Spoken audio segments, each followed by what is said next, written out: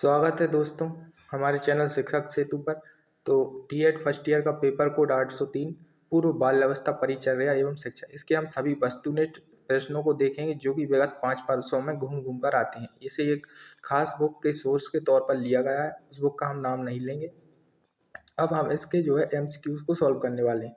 और आपको देखा होगा पिछले पेपर के भी काफ़ी एमसीक्यू इस हमारे इस सीरीज से रिपीट हुए थे। तो इस बार भी आप टेंशन फ्री होकर जाइए, इसको अच्छे से देख लीजिए और आपको कई सारे एमसीक्यू रिपीटेड मिलेंगे। तो जैसा कि हमारे सब्जेक्ट का नाम है पूर्व बाल्यावस्था परिचर्या एवं शिक्षा, इसे शॉर्ट फॉर्म में जो ECCE बोलते हैं, इसका भी आपसे फुल फॉर्म पूछा जाता है। इसका फुल फॉर्म होता है early childhood care and education. तो यदि इस तरीके का फॉर्म पूछे तो आपको घबराना नहीं है। जो भोले बच्चे होते हैं वह गड़बड़ कर देते हैं। आपको सिर्फ क्या करना है कि आपको आपके पेपर पर जहाँ पर आपका इस विषय का नाम लिखा होगा उसको देख लीजिएगा। उसी ECCE का आपसे फुल फॉर्म पूछा जा सकता है और पूछा भी जाता है। तो उसमें आपको गड़बड़ नहीं करनी है क्योंकि यह फ्री का 1 नंबर आपको देने वाला है। तो अब चलिए इसके शुरू करते हैं इकाई 1 से हम। इकाई 1 का नाम है प्रारंभिक बचपन में देखभाल एवं शिक्षा की परिभाषा, प्रकृति और महत्व। तो इसके हम वस्तुनिष्ठ प्रश्नों को उठाएंगे सबसे पहले। तो जैसा कि आप देख पा रहे होंगे स्क्रीन पर, एक नवजात शिशु का भार यदि 2500 ग्राम और लंबाई कितनी होगी।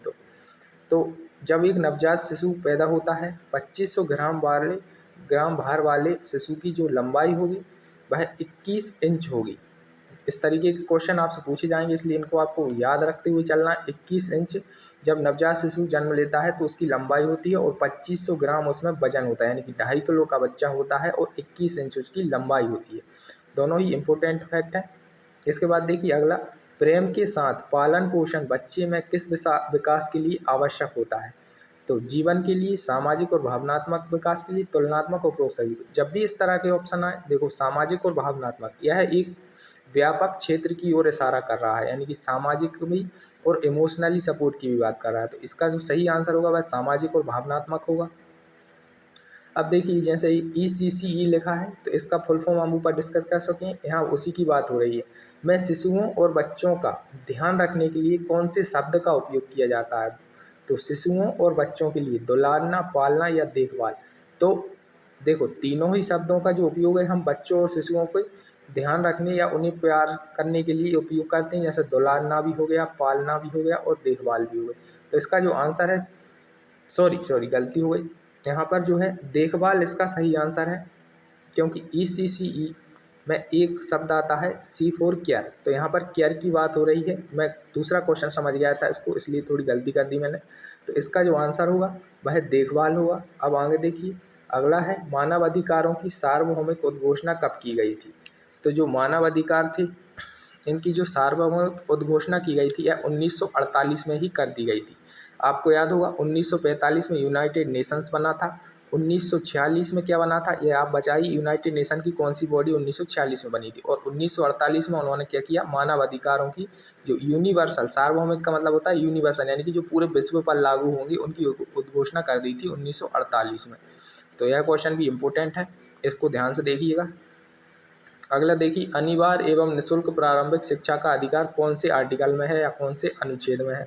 तो जो अनिवार्य और निःशुल्क शिक्षा है इसे हमारे संविधान के आर्टिकल 21A के तहत रखा गया। अब इसमें जो 21 है और A क्यों आ रहा है, क्योंकि यह एक संवैधानिक संशोधन द्वारा इसे जोड़ा गया है।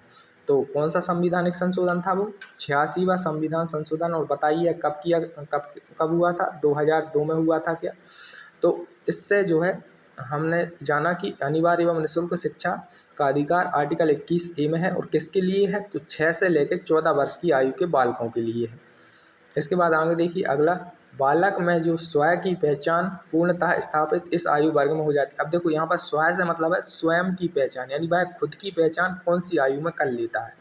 तो जब बालक 1 से 2 वर्ष में आता है तो वह स्वयं की पहचान कर लेता है। फिर वह मैं जैसे शब्द, यानी अपने लिए जो शब्दों का उपयोग होता है उनका उपयोग करने लगता है। तो स्वयं की पहचान बालक में कौन से आयु वर्ग में आ जाएगी, 1 से लेकर 2 वर्ष के आयु वर्ग के बालकों में। क्वेश्चन रिपीट हो सकता है क्योंकि 2020 में भी यह क्वेश्चन आया था। अब देखिए ECCE के अंतर्गत किस आयु वर्ग के बच्चों को सम्मिलित किया जाता है। तो आपको पता है इसका क्या फुल फॉर्म होता है, अर्ली चाइल्डहुड, यानी कि शुरुआती बचपन का इसमें जो है हमें समय चुनना है। और शुरुआती बचपन कब आता है, तो 3 से लेकर 6 साल को शुरुआती बचपन कहते हैं और 6 के बाद के साल को क्या कहते हैं? शुरुआती बचपन कहाँ से होगा? 3 से 6 और इसके बाद का बचपन बाद का बचपन कहलाएगा। तो 3 से 6 इसका इम्पोर्टेंट और सही आंसर है। ईसीसी के अंतर्गत शामिल आयु वर्ग का बच्चा 3 से 6 साल का होता है, यानी कि बच्चा आंगनबाड़ी या बालवाड़ी जाने की जब शुरुआत करता है तो उसकी बात यहाँ पर की जाती है। अब देखो कुछ खालिस्तान जैसे 3 वर्ष की आयु में बच्चा छोटे छोटे प्रश्न जैसे कि क्या, कहाँ, कैसे पूछने लगता है। तो यहाँ पर जो 3 वर्ष है यह आपको मिटा कर दिया जाएगा, यानी कि नहीं दिया जाएगा। पूछेगा कौन सी आयु में बच्चा छोटे छोटे प्रश्न जैसे कहाँ, क्यों, कैसे पूछने लगता है। तो 3 वर्ष की आयु में। अब यहाँ से आपसे वृद्धि को हटा देंगे और पूछेंगे कि खालिस्तान को मापने के 2 चरण होते हैं। तो जो वृद्धि है इसे मापने के 2 चरण होते हैं, इंपॉर्टेंट है, याद रखना है आपको। इसके अलावा जो शब्द ईसीसी है मैं शिक्षा अनौपचारिक स्कूल पूर्व की शिक्षा को दर्शाता है। तो यहाँ पर जो ईसीसी है इसको जो है नहीं दिया गया था, इसमें आपको ईसीसी को लगाना था। इसके बाद देखिए लगभग खालिस्तान प्रतिशत विकास बच्चे की 6 साल की उम्र तक ही हो जाता है। तो जो बच्चे का 50% विकास होता है वह 6 साल की उम्र तक हो जाता है। यह भी इम्पोर्टेंट फैक्ट है, इसको याद रखिए। समानता का अधिकार कौन से आर्टिकल में है? तो आर्टिकल 14 से समानता के अधिकार शुरू होते हैं और कहाँ तक जाते हैं? तो 18 तक जाते हैं। तो मौलिक अधिकार तो उम्मीद है आपको आते होंगे, याद होंगे कौन से अनुच्छेद से शुरू होते हैं। अगले क्वेश्चन पर एक वाक्य में उत्तर देखते हैं। इस यूनिट से किस तरीके से आपसे एक वाक्य में उत्तरों को पूछा जा सकता है। जैसे किसी बच्चे की मूल आवश्यकता क्या है, ये पूछ सकता है। तो इसका जो आंसर आप लगाएंगे तो बच्चे की मूल आवश्यकताएं क्या हो सकती हैं? खाना, रहना, रोगों से सुरक्षा, शारीरिक और भावनात्मक सुरक्षा। तो इस तरीके के आप जो आंसर हैं इनमें लगा सकते हैं। इसके बाद किस आयु के पश्चात विकास की दर प्रारंभिक वर्षों में काफ़ी कम देखने को मिलती है। तो जब बच्चा 3 वर्ष के बाद की आयु में आता है तो उसकी विकास दर काफ़ी कम हो जाती है, यानी शुरुआती दौर में जो हमारा विकास होता है वह ज़्यादा तेज़ होता है और 3 वर्ष की आयु के बाद शुरुआती वर्ष की तुलना में थोड़ा कम हो जाता है। रूटिंग किसे कहते हैं? तो जब बच्चे के गाल को छुआ जाए या वह उधर की ओर अपना मुंह घुमा दे, यह एक अनैच्छिक सजगता को रूटिंग कहा जाता है। मतलब रूटिंग क्या है? अब जो छोटे छोटे शिशु बच्चे होते हैं उनको देखिएगा, आप यदि उनको किसी एक ओर से टच करते हैं, स्पर्श करते हैं, तो वह अपना सर यदि उसी ओर घुमा लेते हैं तो इसी को कहा जाता है रूटिंग। तो उम्मीद है आप इसको समझ पाए होंगे। रूटिंग शब्द आएगा तो आपको किस तरीके से उसको टैकल करना है। इसके बाद देखिए अगला क्वेश्चन, प्रारंभिक उत्प्रेरण द्वारा बच्चे को किस प्रकार के अनुभव दिए जाते हैं? जो शुरुआती उत्प्रेरण होता है वह बच्चे को कैसे अनुभव देगा? तो जो शुरुआती उत्प्रेरण है वह बच्चे को सकारात्मक अनुभव देगा। तो यहाँ पर आंसर सकारात्मक अनुभव लगाना है, यानी कि जो शुरुआती उत्प्रेरण होगा उसके द्वारा हम बच्चे को अच्छे या सकारात्मक जो उसको आगे की ओर अग्रसर करें ऐसे अनुभव देते हैं। अब बाल चौपाल कब मनाई जाती है? काफ़ी इंपॉर्टेंट है, इस क्वेश्चन को बिल्कुल रट लीजिएगा। बाल चौपाल को हर माह की 25 तारीख को मनाया जाता है। वैसे आपको पता होगा आंगनबाड़ी से यदि आप थोड़ा बहुत लिंक्ड रहते होंगे तो आपको पता होगा बाल चौपाल हर माह की 25 तारीख को मनाई जाती है। ईसीसी क्या है? देखो यहाँ पर क्वेश्चन आपसे पूछ लिया उसी आपके सब्जेक्ट के नाम से। तो इसका पूर्ण रूप आप लिख सकते हैं early childhood care and education या फिर प्रारंभिक बाल्यावस्था देखभाल और शिक्षा, यानी आपके सब्जेक्ट का नाम। अर्थात प्रारंभिक बाल्यावस्था में बच्चों को दी जाने वाली देखभाल, पोषण और शिक्षा से इसका क्या होता है? संबंध होता है। प्रारंभिक बाल्यावस्था कौन सी है? 3 से 6, यानी कि ये फोकस कहाँ पर कर रहा है हमारा सब्जेक्ट? 3 से 6 वर्ष की आयु वाले बच्चों पर फोकस कर रहा है। तो आप जो भी क्वेश्चन आपसे पूछा जाए जब आप आंसर लिखें और उसमें बालकों की बात हो तो आप दिमाग में रखिए कि आप 3 से लेकर 6 वर्ष के बालकों के विषय में कुछ लिख रहे हैं। इससे भी आपको काफ़ी सहायता मिलने वाली है। तो इस प्रकार से आप इसका आंसर लिखेंगे। अब देखिए अगला क्वेश्चन, उद्दीपक एवं प्रतिक्रिया के माध्यम से बनने वाले संयोग से कौन सी प्रक्रिया संपन्न हो जाती है? तो जो उद्दीपक और प्रतिक्रिया है इसके माध्यम से बनने वाला संयोग क्लासिकल कंडीशनिंग को संपन्न करता है। ये काफ़ी इंपॉर्टेंट शब्द है, क्लासिकल कंडीशनिंग। इससे आपसे क्वेश्चन पूछा जाएगा। तो ये क्या है? तो उद्दीपक और प्रतिक्रिया के माध्यम से बनने वाले संयोग से क्लासिकल कंडीशनिंग की प्रक्रिया को संपन्न होती है। इकाई 2 को देखते हैं। इसका नाम है विकास की दृष्टि से समुचित बचपन में देखभाल और शिक्षा, यानी कि जो ईसीसी है इसके पाठ्यक्रम के सिद्धांत और विधियों पर हमें चर्चा करनी है इस इकाई में। तो इसके विकल्प देखते हैं। सीखना एक क्या है? सतत प्रक्रिया है, क्रमिक है और उत्पाद है। तो यहाँ पर सभी ऑप्शन सही है। सीखना एक सतत भी है, सतत का मतलब है लगातार चलने वाली, यानी कि ऐसी प्रक्रिया जो जन्म से मृत्यु तक चले। तो हाँ, आप जन्म से मृत्यु तक चीज़ें सीखते हैं। क्रमिक प्रक्रिया है तो हाँ, एक क्रम से ही चलेगी, जैसे पहले आप भाषा सीखेंगे, फिर आपके विचार आने लगेंगे, इस तरीके से एक लाइन से यह चलेगी। और एक प्रकार का उत्पाद भी है। उत्पाद का मतलब क्या होता है, कोई क्रिया करके जो चीज़ हमें लास्ट में प्राप्त होती है उसे हम उत्पाद कहते हैं। हाँ, इससे कुछ ना कुछ हमें प्राप्त होता है, उत्पाद तो है। तो यहाँ पर तीनों के तीनों ऑप्शन आपके सही हैं। अगला देखते हैं, परिपक्वता क्या होती है। तो जन्मजात क्रिया है परिपक्वता, बिल्कुल। जो परिपक्वता या मैच्योरिटी होती है यह आपको जन्म से ही प्राप्त हो जाती है, यानी कि यदि आपके जीन्स अच्छे हैं तो आप में यह क्रिया आसानी से आ जाती है। इसके अलावा अनुभव जन्य उत्पाद होती है, अनुभव से भी प्राप्त कर सकते हैं परिपक्वता। जैसे जैसे आप बड़े होते हैं आप में अनुभव अधिक बढ़ते हैं और आप में मैच्योरिटी आती है, और इसे अर्जित भी किया जा सकता है। बिल्कुल, आप अपने एक्सपीरियंस या अनुभव के जरिए इसको अर्जित भी कर सकते हैं। तो यहाँ पर सारे के सारे ऑप्शन क्या है, हमारे सही हैं। सीखने का शिक्षा में योगदान क्या हो सकता है। तो व्यवहार परिवर्तन में योगदान हो सकता है क्या, नवीन अनुभव प्राप्त करने में और समायोजन करने में। तो जो सीखना होता है यह शिक्षा में व्यवहार परिवर्तन में भी योगदान देगा, जो नए अनुभव होंगे उनको प्राप्त करने में भी मदद करेगा। और समायोजन का मतलब होता है वातावरण के अनुसार अपने आप को ढाल लेना या अनुकूल कर लेना, उसमें भी मदद करेगा। तो इसके तीनों आंसर सही हो जाएंगे। थकान का कारण नहीं है निरंतर कार्य करते रहना, श्रमिक विधियाँ शिक्षण विधियाँ, विश्राम या आत्मविश्वास। तो इनमें से कौन सा कार्य है जिससे आपको थकान नहीं होगी। तो विश्राम का मतलब ही क्या है, आराम करना। आराम करते रहोगे तो थकान नहीं होगी, निरंतर कार्य करोगे थकान होगी।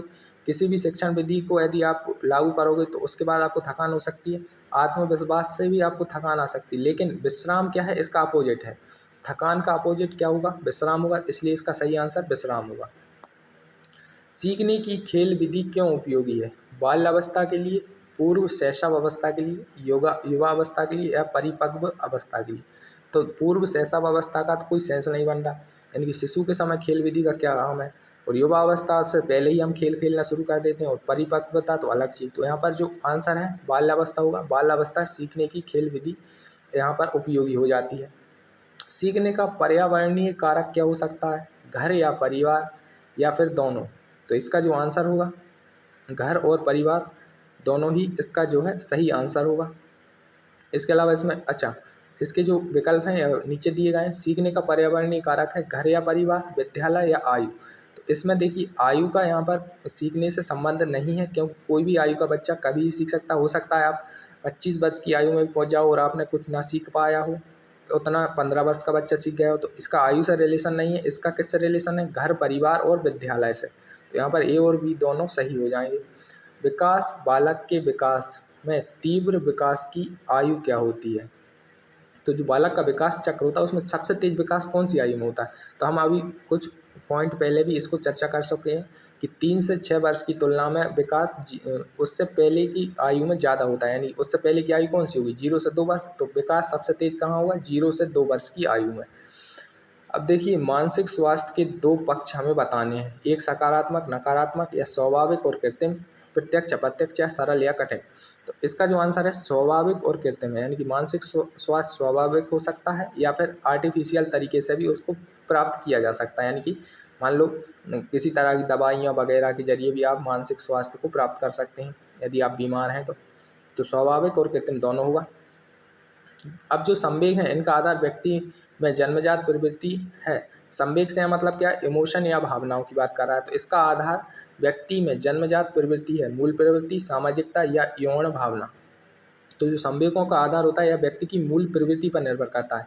यानी मान लीजिए कोई बच्चे की मूल प्रवृत्ति शुरू से ही क्रोध करना है तो वह व्यक्ति क्रोधी होगा। तो इस प्रकार जो इमोशंस होते हैं बच्चे की मूल प्रवृत्ति पर निर्भर करते हैं कि वह शुरुआत से किस तरीके का रहा है। कोई व्यक्ति जिद्दी रहता है तो वह काफ़ी समय तक जिद्दी बना रहता है, धीरे धीरे अनुभव उससे इस संवेग पर नियंत्रण करना वह सीख पाता है। तो इस प्रकार की यहाँ पर बात हो रही। अब जो कोहल वर्ग थे इनके नैतिक विकास का मुख्य आधार बालकों में क्या था, धर्म संकट, तर्क शक्ति, पुनर्वलन या संघर्ष। तो इनका जो नैतिक विकास का आधार बालकों में था वह था तर्क शक्ति। इसको आपको याद रखना है।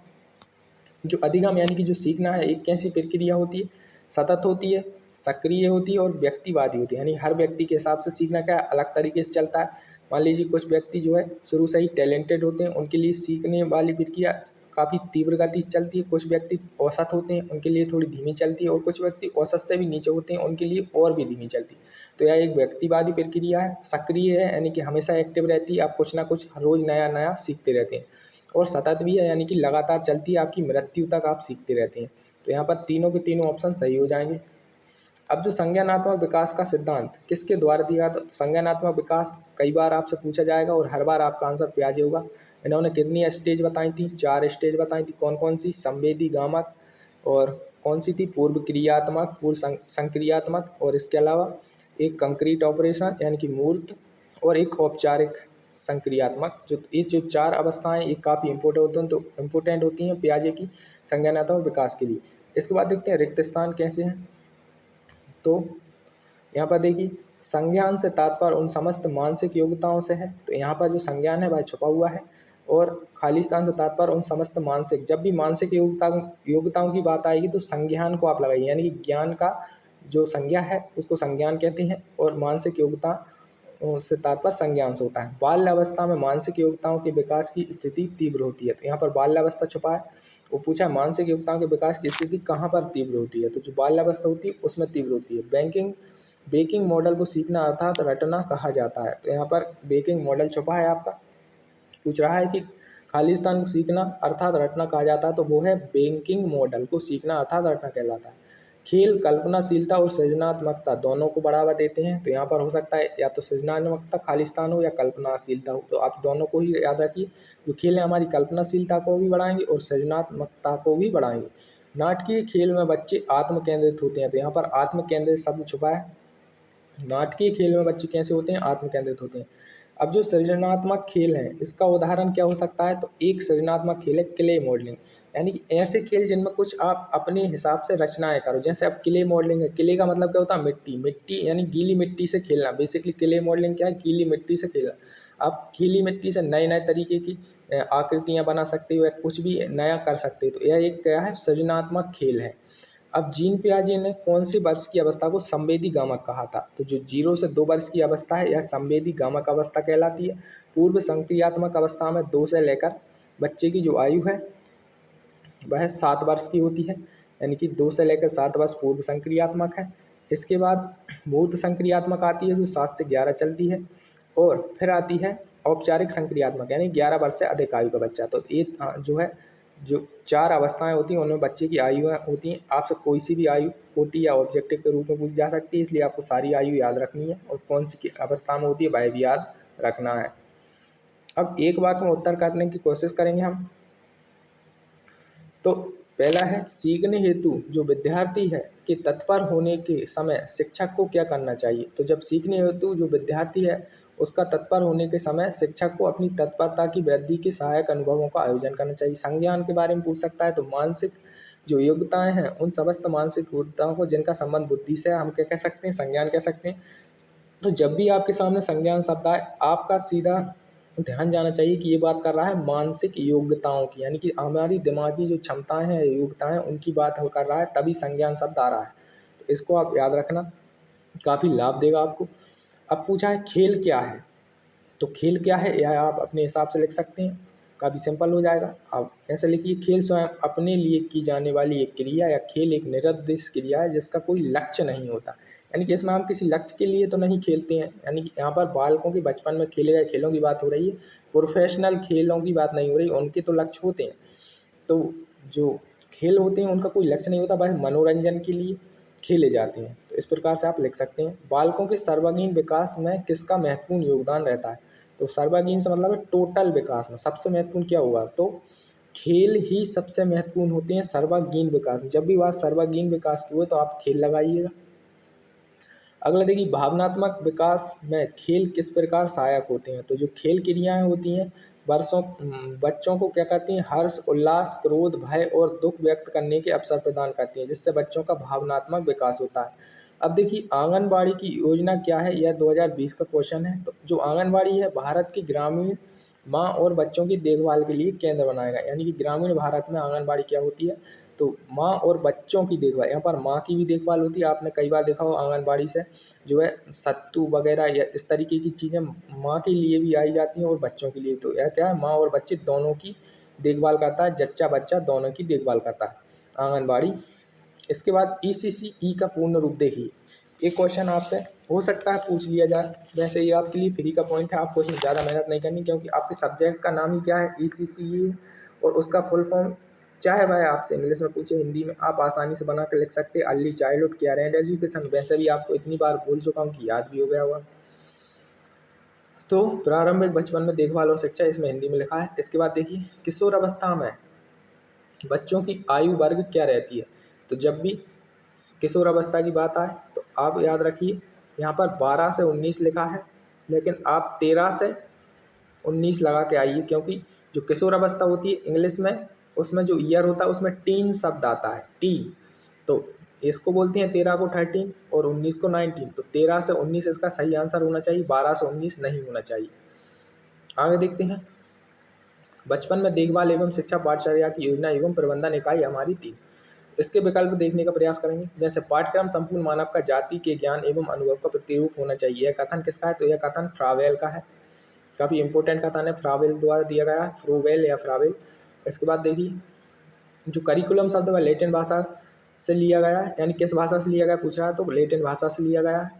और कौन सा शब्द था लैटिन भाषा का, तो क्यूरेरे ऐसे करके एक शब्द था, उससे करिकुलम शब्द इंग्लिश में बना, और इंग्लिश से हिंदी का रूपांतरण करिकुलम का क्या किया गया, पाठ्यक्रम। तो इस प्रकार से इस क्वेश्चन को टैकल करना है आपको। अब जो पाठ्यक्रम है ये देखिए करिकुलम की बात कर रहा है। निर्माण के सिद्धांत क्या हो सकते हैं, जीवन से संबंधित होने के सिद्धांत, उपयोगिता के सिद्धांत, या शैक्षिक उद्देश्यों के अनुरूपता के सिद्धांत। तो यहाँ पर सारे के सारे ऑप्शन इसके जो है सटीक और सही है। अब जो पाठ्यक्रम है इसमें क्रमबद्धता से सूत्रों को लिखा जाता है। तो कैसे, अब जो पाठ्यक्रम है इसमें क्रमबद्धता से कैसे लिखेंगे, ज्ञात से अज्ञात की ओर चले जाएंगे। बिल्कुल, पहले आपको ऐसी चीज़ बताई जाएंगी जो आप जानते होंगे, और फिर धीरे धीरे आपको जो है ऐसी चीज़ों पर ले जाया जाएगा जो थोड़ी समस्यात्मक होंगी और आपका ज्ञान में वृद्धि करती जाएंगी। सरल होगा और उससे क्या किस ओर जाएंगे हम, जटिल की ओर। यानी पहले सरल चीज़ें सिखाएंगे, तो इसके बाद धीरे धीरे उनको जो है कंसेप्ट तगड़ा करते हुए जटिल की ओर ले जाएंगे, और मूर्त से अमूर्त की ओर जाएंगे। यहाँ पर ये मूर्त शब्द लिखा है।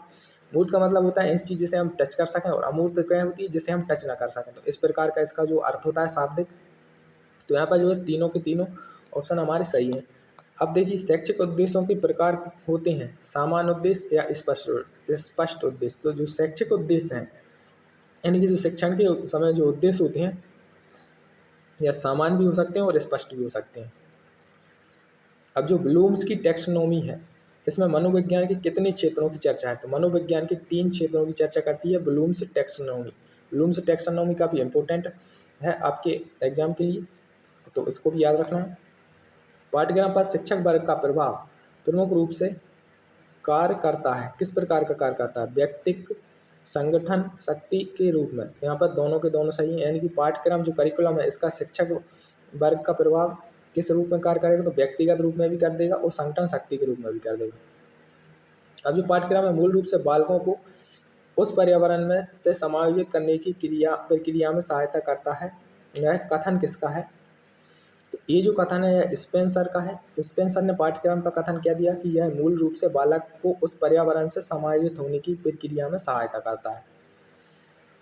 इसके बाद देखिए पाठ्यक्रम निर्माण में किस बात को मुख्य रूप से ध्यान में रखा जाता है या रखना चाहिए, शिक्षा के उद्देश्य तो बिल्कुल, और छात्रों की आवश्यकताओं रुचियों और योग्यताओं को बिल्कुल।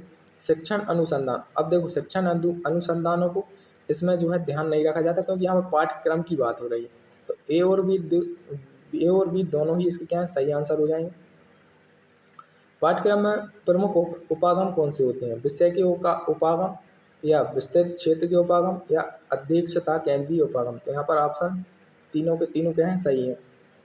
एक समावेशी कक्षा में किसी शिक्षक की सबसे महत्वपूर्ण भूमिका क्या हो सकती है, यह सुनिश्चित करना कि शिक्षिका कक्षा को मानक निर्देश दे रही है, या फिर बच्चे के माता पिता का व्यवसाय जानना, सुनिश्चित करना कि प्रत्येक बच्चे को अपनी संभावना को प्राप्त करने पर के अवसर मिलते हैं।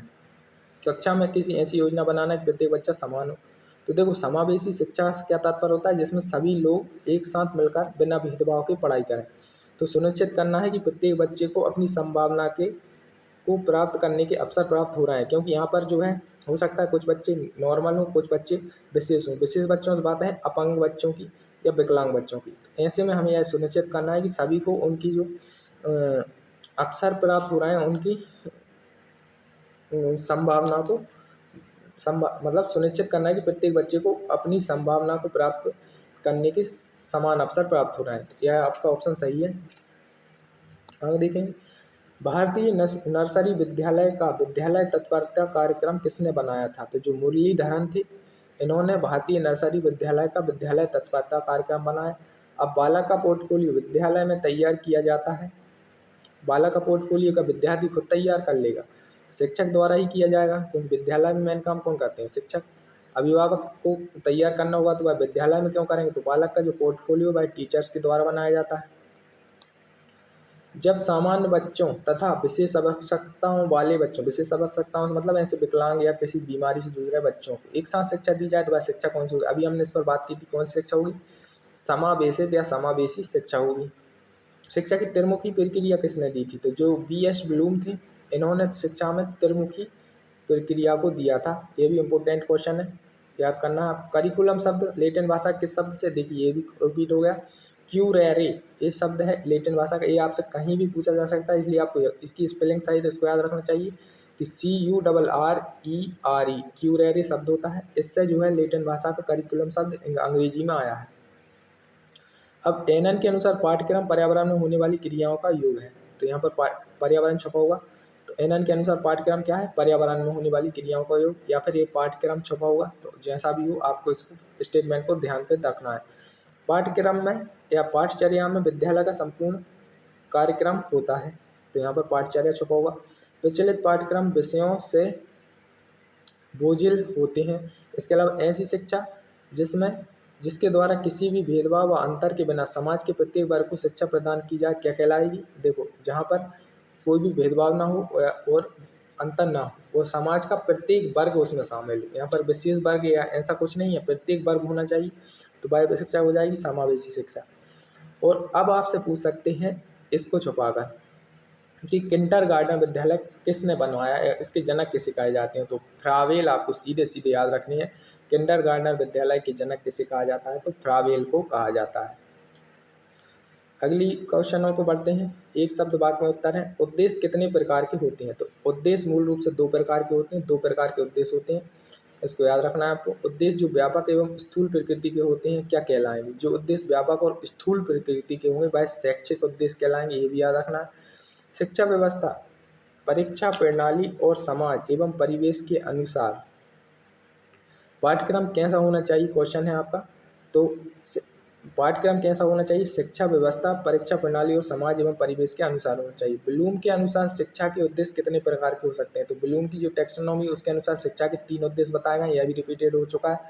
ब्लूम के अनुसार संज्ञानात्मक पक्ष, अब जहाँ भी बात संज्ञान की आई आपको क्या करना है? मानसिक क्षमताओं को समझना है, उसकी बात यहाँ पर हो रही। कितने स्तरों में बांटी है? तो ब्लूम ने जो है संज्ञानात्मक पक्ष 6 स्तरों में बांटा है। इस प्रकार का एक पिरामिड टाइप का इनका स्ट्रक्चर बनता है, उसमें ये सब समझाया गया है, ब्लूम टैक्सोनॉमी जिसे हम कहते हैं।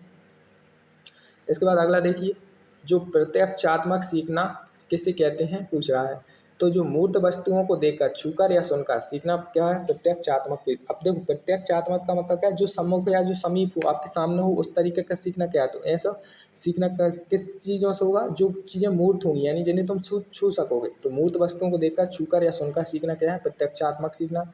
दीवार पत्रिका क्या है? तो जो दीवार पत्रिका है किसी विशेष संस्था विशेष के रूप में एक शैक्षणिक संस्थान के नोटिस बोर्ड पर एक समय अंतराल पर चलाई जाने वाली पत्रिका है। यानी कि दीवार पत्रिका क्या होती है? किसी संस्था विशेष या किसी संस्थान के, शैक्षिक संस्थान के, उसके जो नोटिस बोर्ड पर एक समय अंतराल पर चलाई जाने वाली पत्रिका दीवार पत्रिका है। अब जो समेकित बाल विकास सेवाओं का प्रारंभ किसने किया था? तो 2 अक्टूबर 1975 से समेकित बाल विकास सेवाओं का प्रारंभ किया गया था। इसको भी आपको याद रखना है। समेकित बाल विकास सेवाओं का प्रारंभ 2 अक्टूबर 1975। समावेशी कक्षा प्रबंधन किसे कहते हैं? तो जो समावेशी कक्षा प्रबंधन है एक ऐसी कक्षा जिसमें सभी छात्र उनकी क्षमताओं या कौशल के बावजूद समग्र रूप से स्वागत किए जाएं तथा विशेष आवश्यकता वाले छात्रों को बेहतर जीवन के लिए तैयार किया जाए। क्या हो जाएगी? समावेशी शिक्षा या समावेशी कक्षा हो जाएगी। समावेशी शिक्षा या कक्षा काफ़ी इंपॉर्टेंट है, आपको उम्मीद है समावेशी से मतलब समझ में आएगा क्या होता है। 2-4 बार समझा दिया मैंने। आखिरी इकाई है आपकी बच्चों की में प्रगति का आकलन कैसे करना है। तो अब इसमें जो है साक्षात्कार एक प्रकार है मौखिक प्रश्नावली। साक्षात्कार एक प्रकार से मौखिक प्रश्नावली कथन किसके द्वारा कहा गया है? तो जो गुड और टैड थे इनका यह गठन है, इम्पोर्टेंट है, अच्छे से नज़र मान लीजिए इस पर। अवलोकन को सीमित क्या कर देगा, तो जो याददाश्त की तीव्रता है यह आपके ऑब्जर्वेशन को सीमित कर सकती है, या फिर मौसम की तत्कालिक स्थिति का इससे कोई ऑब्जर्वेशन का मतलब क्या है, जैसे कोई छात्र है कोई चीज़ सीख रहा है तो आपको उसको उसकी जानकारी के बिना उसका जो है निरीक्षण करना है कि वह किस तरीके से, इसमें क्या कमियां हैं या क्या इसमें जो है बेनिफिट्स हैं या लाभ हैं या क्या कहते हैं उसको, कमियों का विपरीत जो होता है वो उसमें कितनी है या कैसे हैं, इसको ऑब्जर्वेशन करना करता है। अवलोकन को सीमित क्या करेगा, तो जो याददाश्त है उसमें यदि तेजी है तो वह अवलोकन को सीमित कर सकती है। इसको इसी तरह से आपको याद रखना है। अभिलेख के लाभ क्या हो सकते हैं, तो व्यक्ति का अनुमान लगाना, छात्र की रुचि का ज्ञान या फिर उचित निर्देशन का मार्गदर्शन। तो यहाँ पर जो है अभिलेख के तीनों लाभ होते हैं। इंपॉर्टेंट क्वेश्चन है, इसको भी नज़र मारिए। अब देखिए, किसी विद्यार्थी के व्यवहार और व्यक्तिगत या व्यक्तित्व गुणों से संबंधित सूचनाओं को किस रूप में तैयार किया जाता है। एक शिक्षक डायरी के रूप में, छात्र व्यक्तिगत डायरी है, फिर एनेक्डोटल अभिलेख है एनाडोटल रिकॉर्ड के रूप में। तो इसका जो आंसर है एनाडोटल रिकॉर्ड या एनेक्डोटल अभिलेख, हिंदी में बोलेंगे इसको। उसमें क्या किया जाता है, किसी विद्यार्थी के व्यवहार और व्यक्तिगत गुणों से संबंधित सूचनाओं को तैयार किया जाता है। अब जो रिबॉन्स हैं, ये रिबॉन्स में से कौन सा अवलोकन का प्रकार नहीं है, नियंत्रण अनियंत्रण, सहभागी असहभागी, व्यक्ति की आर्थिक स्थिति या फिर अर्ध सहभागी सामूहिक। तो जो रिबॉन्स हैं उनमें अवलोकन का एक प्रकार व्यक्ति की आर्थिक स्थिति नहीं होता, इसको भी एक नज़र रखिए और ऐसा का ऐसा याद रखिए। अब जो NCERT द्वारा प्रतिपादित मूल्यांकन प्रक्रिया का पहला पद क्या होता है, पूछ रहा है। आपने मूल्यांकन प्रक्रिया पढ़ी होगी, उसका पहला पद क्या है, तो पहला होता है शैक्षणिक उद्देश्यों का निर्धारण करना, यानी कि जो भी शैक्षणिक उद्देश्य है उनका सबसे पहले निर्धारण करना ही क्या है, NCERT की मूल्यांकन प्रक्रिया का पहला पद है। प्रारंभिक बचपन में सीखने एवं विकास का गत्यात्मक मापदंड क्या कहलाता है, तो जो शुरुआती बचपन होता है उसमें सीखने और विकास का जो गत्यात्मक मापदंड है उसे हम संप्रेषण यानी कि कम्युनिकेशन कहते हैं। यानी कि शुरुआती बचपन में हम जो सीखते हैं और विकास करते हैं उसका जो गत्यात्मक माध्यम है वह क्या होता है, कम्युनिकेशन या संप्रेषण होता है। अब देखिए, साक्षात्कार शब्द अंग्रेजी भाषा का कौन से शब्द का हिंदी रूपांतरण है, तो यह काफ़ी आसान है, सब लोगों ने किया हुआ। इंटरव्यू उसे बोलेंगे। निगरानी और फीडबैक रचनात्मक मूल्यांकन का हिस्सा है, तो यहाँ पर रचनात्मक मूल्यांकन आपसे छपा दिया जाएगा और पूछेगा निगरानी और फीडबैक किसका हिस्सा है, तो रचनात्मक मूल्यांकन के हिस्सा है। बच्चों की भाषा संबंधी क्रमिक प्रगति का लेखा जोखा किस में संभव होता है, तो पोर्टफोलियो में बच्चों की भाषा संबंधी क्रमिक प्रगति का लेखा जोखा होता है। अवलोकन को मानव व्यवहार में परिवर्तन सीमित कर देता है, तो यहाँ पर पूछा है आपसे खाली स्थान को मानव व्यवहार में परिवर्तन सीमित कर देगा, तो अवलोकन को कर देगा। अब देखिए, व्यक्ति की मानसिक एवं व्यवहारात्मक विशेषताओं का वस्तुनिष्ठ एवं मानकीकृत मापक मनोवैज्ञानिक विश्लेषण होता है। इस लाइन को भी थोड़ा नजर रखिए, कोई भी आपसे खाली स्थान के रूप में पूछे तो आप बना सकें। अब जो क्षेत्र भ्रमण है, इससे जो प्राप्त ज्ञान कैसा होता है, यह आप पूछ सकता है। तो जो हम फील्ड ट्रिप करते हैं या जो क्षेत्र भ्रमण करते हैं उससे जो हमें ज्ञान प्राप्त होता है वह स्थायी होता है, यानी कि वह हमारी स्थायी मेमोरी में संचित हो जाता है। अब जो पड़ताल सूची के आधार पर छात्रों की क्रिया एवं व्यवहार का मूल्यांकन किया जाता है, तो पड़ताल सूची छुपाकर आपसे पूछेगा किसके आधार पर छात्र की क्रिया और व्यवहार का मूल्यांकन करते हैं, तो पड़ताल सूची उसका आंसर होगा। एक बात में उत्तर देखते हैं। साक्षात्कार एक प्रकार की मौखिक प्रश्नावली है, कथन किसके द्वारा कहा गया, तो जो मैथ्यू आर्नोल्ड थे, इन्होंने कहा कि साक्षात्कार एक प्रकार की मौखिक प्रश्नावली है। बच्चों का मूल्यांकन होना चाहिए, सतत होना चाहिए यानी कि लगातार चले और व्यापक होना चाहिए। अवलोकन किस प्रकार का होना चाहिए, अवलोकन अति सूक्ष्म, अधिक वैध और अधिक विश्वसनीय। यानी अवलोकन का मतलब ऑब्जर्वेशन होता है, जो मैंने आपको बताया। इसका अति सूक्ष्म मतलब है कि ऐसा कि किसी को समझ ही नहीं आए कि आप ऑब्जर्वेशन कर रहे हैं, और अधिक रिलायबल भी होना चाहिए और अधिक विश्वसनीय भी होना चाहिए। किसी विद्यार्थी के व्यवहार और व्यक्तिगत गुणों से संबंधित सूचनाओं को किस रूप में तैयार किया जाता है, तो वो होता है आपका एनाडोटिकल रिकॉर्ड। एनाडोटिकल रिकॉर्ड आपके लिए इम्पोर्टेंट है। इसका मतलब क्या है, किसी विद्यार्थी के व्यवहार और व्यक्तिगत गुणों से संबंधित सूचनाओं को तैयार करना। उपख्यानात्मक अभिलेख से क्या लाभ है, तो जो व्यक्तिगत या व्यक्तित्व का अनुमान लगाना होता है, छात्रों की रुचि का ज्ञान एवं उचित निर्देशन का मार्गदर्शन करना ही क्या उपख्यानात्मक अभिलेख है। साक्षात्कार का अर्थ लिखना है, तो आप लिख सकते हैं व्यक्तिगत रूप से आमने सामने वार्तालाप करके किसी व्यक्ति से सूचनाएं लेना क्या है, साक्षात्कार है। तो उम्मीद है आपको ये वीडियो पसंद आया होगा। इसमें काफ़ी ज़्यादा MCQs हमने कर लिए। और लगभग लगभग सारे एमसीक्यूज़ को यहीं से होना है। कुछ नए आएंगे, 2 या 3 या 4 एमसीक्यू, बाकी सारे एमसीक्यू यहीं से पूछे जाएंगे। तो इस वीडियो को ठीक तरह से देखिए। यदि आपको लग रहा है कि आपने ठीक तरह से नहीं समझ पाई तो एक बार और देख लीजिए, क्योंकि ज़्यादा समय की नहीं है और ज़्यादा समय आपका लेगी नहीं, लेकिन आपको नंबर पूरे दिला के जाएगी। तो मिलते हैं आपसे अगली वीडियो में, तब तक के लिए धन्यवाद।